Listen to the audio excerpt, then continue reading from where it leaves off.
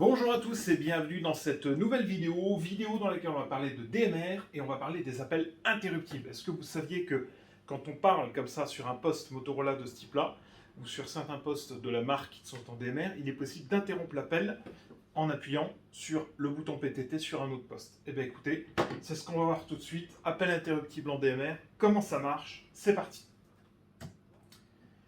Commençons par un petit rappel. Pour ceux qui ne savent pas ce que c'est que la norme DMR, DMR ça veut dire Digital Mobile Radio.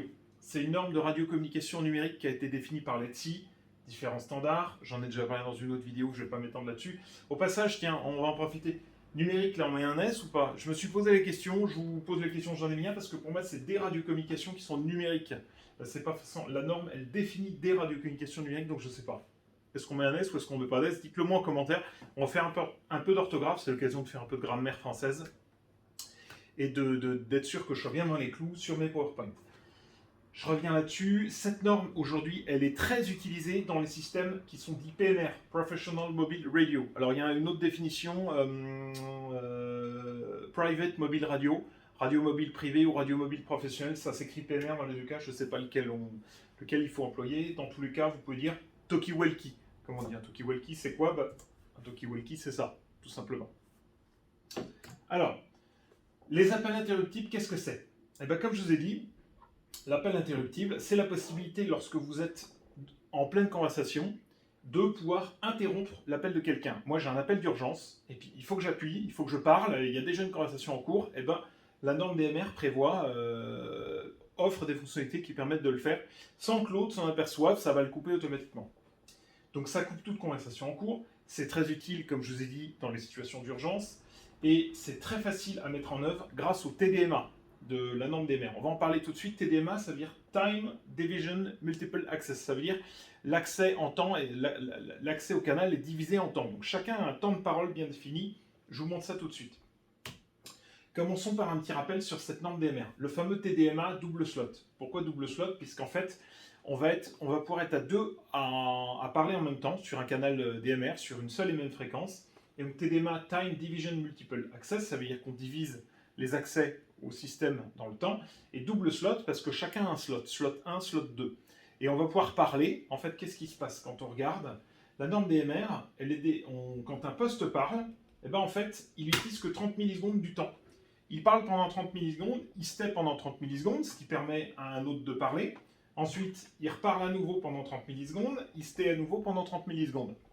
C'est divisé comme ça. Donc toutes les 30 millisecondes, il switch. Time slot 1, time slot 2, time slot 1, time slot 2. Et ça permet du coup d'être à deux, à se parler sans se gêner. Ça permet d'avoir d'autres fonctionnalités. Utiliser un slot pour recevoir un signal et le slot 1 pour recevoir, le slot 2 pour réémettre. Ça permet de faire des appels, l'équivalent d'appels téléphoniques où chacun émet à tour de rôle, qui permet d'avoir une conversation, non pas en half duplex où chacun parle à son tour, mais en full duplex où vous êtes deux à parler et chacun en même temps et à s'entendre. Voilà, ça permet plein de choses. Donc, on voit là, typiquement, ce qu'on appelle le TDMA burst, dure 30 millisecondes, slot 1, slot 2, slot 1, slot 2, et on switch comme ça. Entre les deux, on laisse un petit temps, hein. En fait, c'est pas 30 millisecondes, c'est 27, il y a 27,5 millisecondes, hein, on l'a vu, voilà. Il y a 2,5 millisecondes entre deux time slots, ça permet d'être sûr que chaque poste qui vont pas émettre en même temps, et qu'effectivement, il y a un poste va bien arrêter son émission et l'autre va reprendre en même temps. Voilà, ce qu'on appelle le guard time, un temps je sais pas comment on peut, un temps de conservation, un temps de sécurité.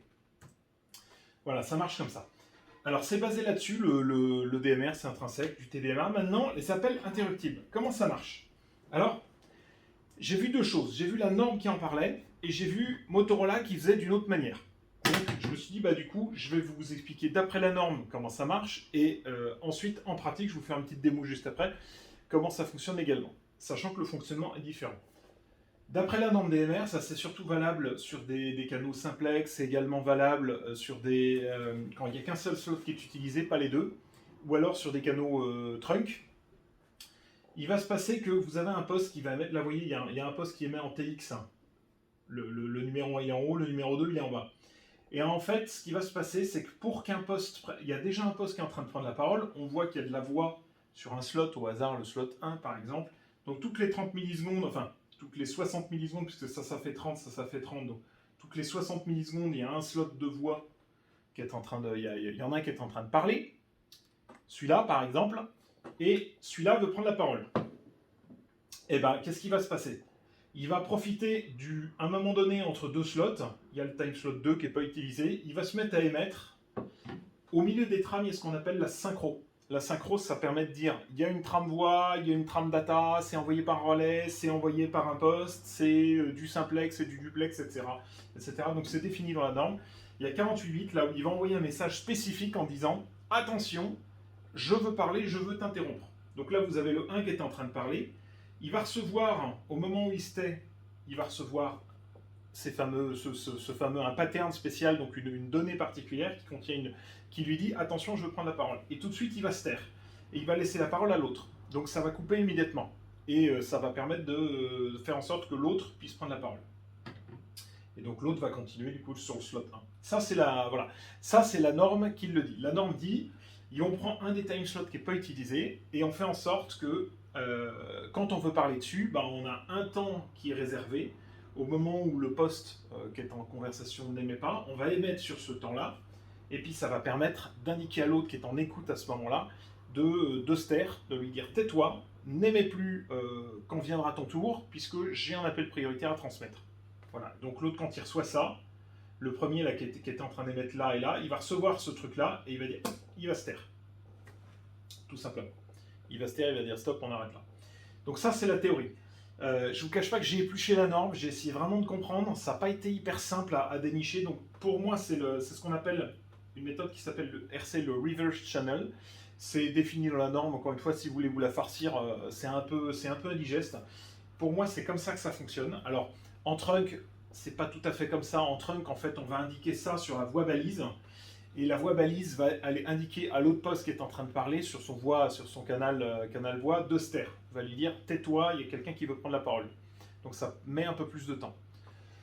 Voilà, ça c'est en théorie. En pratique, moi dans les tests, hop, vous voyez, ici on avait l'interruption TX comme je vous ai montré.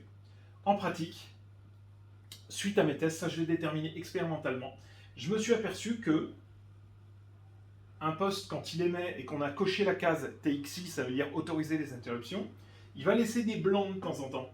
Toutes les secondes à peu près, une seconde 100 à peu près. On peut le mesurer, je vais vous faire une démo après. Et ce qui fait qu'il va émettre des trames, laisser un blanc, réémettre, donc il va laisser 30 millisecondes de blanc, hein, enfin 60, ou pendant un slot, il va pas émettre, dans le doute, si jamais il y a quelqu'un qui veut s'insérer là-dessus. Et le poste qui a besoin de parler, qui a besoin d'interrompre, lui, il va attendre d'avoir le blanc, et dès qu'il a le blanc, il s'insère dans la conversation, et ça coupe l'autre. Donc, qu'est-ce qui se passe par exemple? Moi voilà, c'est ce que j'ai déterminé expérimentalement. Vous avez le premier poste ici qui est en train de parler, donc il émet des trames voix toutes les 30 millisecondes. Il laisse, chaque seconde, il laisse un petit blanc, où il ne se met pas à parler. Et à ce moment-là, si un autre veut prendre la parole, qui est un utilisateur qui a appuyé sur le PTT, tac, il va émettre dans ce blanc qui a été laissé, et il va continuer la conversation. Donc cette fois-ci, la suite de la conversation, on voit bien que c'est MS2. Alors MS, ça veut dire Mobile Station. Ça peut être un terminal portatif comme ça, ou une station mobile comme on trouve dans les véhicules un peu plus puissantes. Voilà, et MS1, Mobile Station 1. Donc tout simplement, ça va, je vais vous montrer ça tout de suite. Et quand on émet, voilà, le poste va laisser des blancs. Alors là où je me pose question, c'est que s'il laisse un blanc, il y a un moment donné où il n'y a pas de voix qui est transmise. Donc normalement, on doit avoir des coupures dans la voix, je ne l'entends pas. Donc est-ce qu'il se débrouille pour étaler un petit peu la voix, faire en sorte que normalement un slot comme ça, c'est 30 millisecondes de voix. Est-ce qu'il décale un tout petit peu dans le temps de façon à ce que le cerveau, quand il y a des micro-coupures, il ne l'entend pas. Donc je me pose la question. Pour moi, on devrait avoir un moment donné où il manque 30 millisecondes, 60 millisecondes, pardon. Il manque 60 millisecondes de voix. Et 60 millisecondes, pour moi, on doit l'entendre à l'oreille. S'il y a une coupure de 60 millisecondes toutes les secondes, on doit entendre un truc. Donc, je ne sais pas comment c'est fait, je ne sais pas comment c'est implémenté, je n'ai pas encore creusé davantage, mais je vous livre mes trouvailles dans cette vidéo. Alors, on continue. Comment ça se programme? Programmer des appels interruptibles. Vous, à votre niveau, c'est hyper simple. Vous aurez le CPS, vous avez une fréquence, par exemple, là on voit 446 10 625 qui est un des canaux PMR. Et bien en fait, vous faites autoriser interruption. Ça veut dire au poste, j'autorise que si quelqu'un veut m'interrompre, eh ben, je vais je vais lui libérer du temps de parole. Je vais lui libérer le canal. Fréquence interruptive TX, ça veut dire, dès que j'appuie, interrompt l'autre personne. Ça, vous n'êtes pas obligé de le cocher. Ça, c'est si jamais vous avez un canal d'urgence. Pour programmer un canal d'urgence, vous mettez bien fréquence interruptive TX. Ça veut dire, quand j'émets, je vais demander à l'autre de l'interrompre. Et ensuite, vous mettez ici critères pendant l'appel. Je ne sais pas si vous voyez bien là, interruption TX. Interrupt TX. Vous cochez, donc il y a différentes options. Vous mettez interruption TX. Ça veut dire, dès que tu vas recevoir une interruption TX, tu te tais. Allez, maintenant, c'est parti. Je vous propose une petite démo. On va voir du coup, je vais vous filmer les deux postes. Vous allez voir la démo tout de suite. Je me suis mis sur le fameux canal que j'ai mis là, ici sur le canal PMR 446, et je vais vous montrer la démo. Et ensuite, je vous montre juste après comment ça se passe vraiment. On fait une petite analyse avec SDR Sharp et avec Audacity, pour ceux qui connaissent, qui fait des enregistrements, pour bien vous montrer la coupure audio. C'est parti, on y va. Interruption de canal, démo. Alors, les deux postes sont programmés sur le même canal, on peut le voir ici. Et donc, tout simplement, quand il y en a qui parlent, on va monter un peu le volume. Test, test.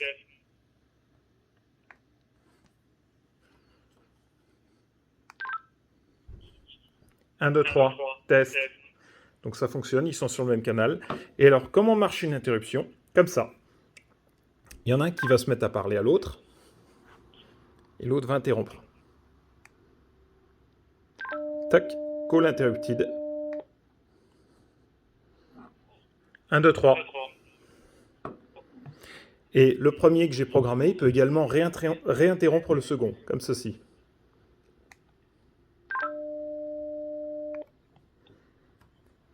Un, deux, trois, test. C'est bon.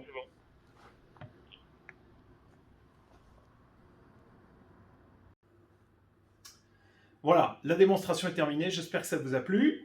Maintenant, je vous propose, enfin, démonstration avec les deux postes. Maintenant, je vous propose un petit test avec SDR Sharp. Alors là, on voit que j'ai SDR Sharp. Tac, il est lancé, par exemple, sur 446 10 625. Et quand je mets comme ça, vous voyez, là, je suis sur mon canal, canal normal, par exemple. Donc, je suis sur un canal simplex qui n'est pas interruptible. On voit là, ici, que... Tiens, on entend d'ailleurs. On entend la conversation. Je vais baisser. Qu'est-ce qu'on voit? On voit ici, évidemment, le signal, c'est du TDMA. Toutes les 30 millisecondes, ça se tait. Donc, on voit bien qu'il n'y a pas de... Comment dire? Il y a des coupures régulières. C'est régulier. Je ne sais pas si vous arrivez à voir. Maintenant, je vais passer sur le canal interruptible. Et là, vous allez voir qu'il va apparaître des petits blancs sur SDR Sharp. Je ne sais pas si vous voyez les petits blancs là. Un blanc, deux blancs, trois blancs. Vous voyez? Là, je suis sur un canal interruptible. Et quand j'émets, en fait, il va libérer la parole. Donc, il n'émet pas tout le temps. Il émet toutes les 30 millisecondes. Puis, à peu près toutes les secondes, il dit stop.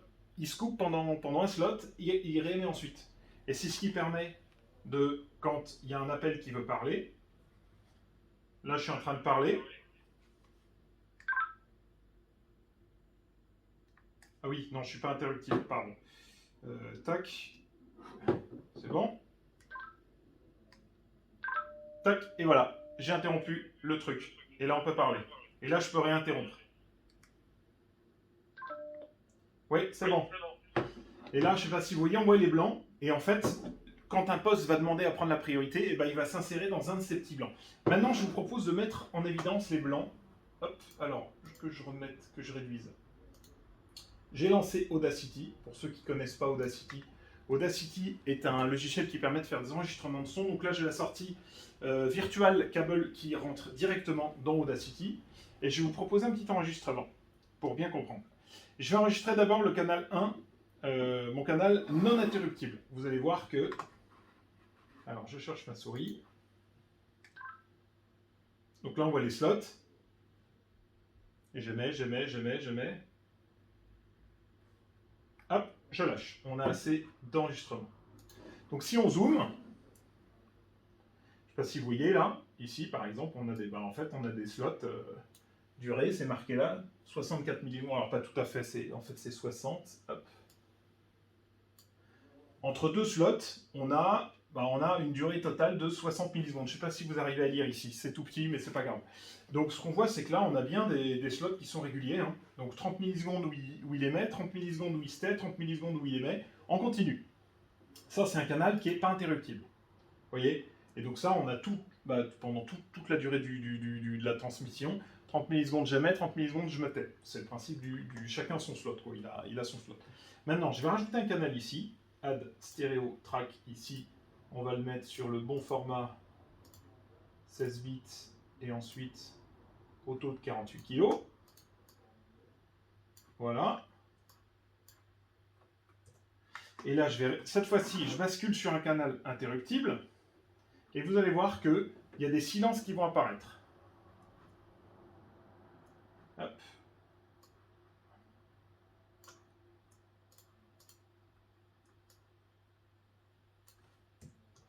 Regardez bien. Hop. J'enregistre. Vous allez voir les silences. Donc là, je parle sans discontinuer. Plusieurs secondes. Je me tais. Hop. Stop. Et regardez bien la différence entre les deux. Quand je zoome,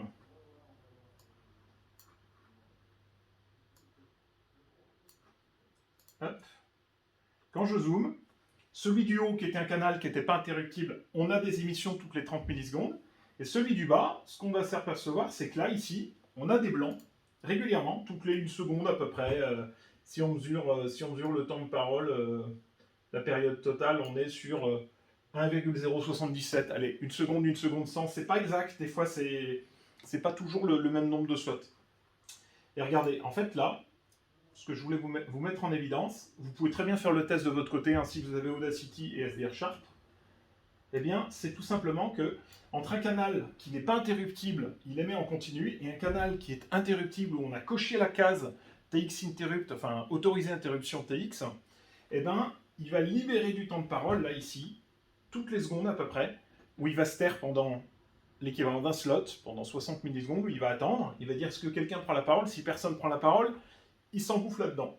Et quand un canal, du coup, quand quelqu'un va vouloir émettre, va vouloir couper la conversation en cours, il va falloir qu'il attende au moins 1 seconde, au maximum, 1 seconde, qu'il voit un blanc, et quand il voit le blanc, tout de suite, paf, il émet. Il dit, ah, cool, j'ai un blanc, personne ne parle, je prends la parole là-dessus. Donc ce qui fait que, voilà, quelqu'un qui a besoin d'interrompre, il va devoir attendre là, il va devoir attendre là, il va devoir attendre là. Ou là, ou là. Vous voyez? Voilà, ça c'était la petite démo que je voulais vous montrer. Hop. Alors, je reviens sur mon PowerPoint. Voilà, fin de la démo. J'espère que ça vous a plu. Conclusion, eh bien écoutez, l'appel de voix fonctionne bien, hein, ce qu'on peut voir. Par contre, ça peut prendre jusqu'à 1 seconde. Et ce que je peux voir, c'est que dans mes tests que j'ai pu faire à la fois en simplex et à la fois sur mon relais, on n'a pas tout à fait le comportement entre ce qui est défini dans la norme et ce que Motorola a implémenté là-dessus. Eh ben, il n'est pas... Moi, j'ai vu une différence. Cette histoire d'avoir des secondes, là, d'avoir un temps de retard, je l'ai vu nulle part. Alors, c'est peut-être propre à Motorola, faut pas oublier que c'est eux qui ont fait cette norme. Voilà. Toujours est-il que je voulais vous le montrer en vidéo, en espérant que ça vous ait plu. J'en ai à présent fini avec cette vidéo, j'espère qu'elle vous a plu. Voilà, c'est le petit mot de la fin, merci à tous. Si vous avez des commentaires, des remarques, que vous savez comment ça fonctionne, un peu plus de détails, n'hésitez pas à me le dire en commentaire, ça m'intéresse. J'ai pas décodé les trames, toutes les trames, parce que mon décodeur fonctionne très mal en simplex, mon DSD à moi. Du coup, je suis obligé de récupérer du flux qui sort d'un relais, mais là, ce que je voudrais, c'est surtout capturer ce qui sort du poste, quoi, avoir bien les trames. Donc, si certains savent comment ça marche, cette partie interruption TX, n'hésitez pas à me le dire, ce sera avec plaisir, et puis j'échangerai également avec vous. Voilà. Je termine avec la traditionnelle petite page de pub. Pour ceux qui ne me connaissent pas, dans la vie, je m'appelle Louis Rigervé, je suis ingénieur indépendant en électronique, je travaille à mon compte, je suis un grand passionné de radio, grand passionné de crypto. Vous pourrez trouver sur cette chaîne pas mal de vidéos que j'ai déjà faites sur la radio, la PMR en général, Talkie-Walkie, les radiocommunications d'urgence. Je suis également radioamateur à mes heures perdues, F4HUZ.